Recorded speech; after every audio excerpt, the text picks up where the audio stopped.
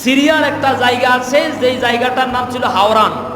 হাওরান, যেই জায়গাটা ফল ফসলে কৃষি ক্ষেত্রে অত্যন্ত উর্বর জায়গা, বরকতপূর্ণ জায়গা। আল্লাহ তাআলা জিবরাইল আলাইহিস সালামকে বললেন, এই বরকতময় জায়গাটুকুন তায়েফের মধ্যে দিয়ে আসো। কোথায়? বর্তমান যে জায়গাটা তায়েফ, আপনারা যারা গেছেন দেখেছেন, ফুল ফসলে ভরা। আলহামদুলিল্লাহ। এই যে সারাটা বছর, যেটা আমি বলতে চাইছিলাম, কোটি কোটি মানুষ উমরা করতে যায়, হজ করতে যায়, একটা মুহূর্তের জন্য তাওয়াফ করা, সাই করা বন্ধ আছে? বলেন, বন্ধ আছে?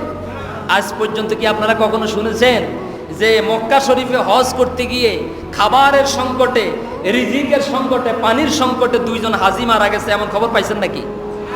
সুবহানাল্লাহ বলবেন না? আল্লাহু আকবার। কোটি কোটি মানুষ আল্লাহর মেহমান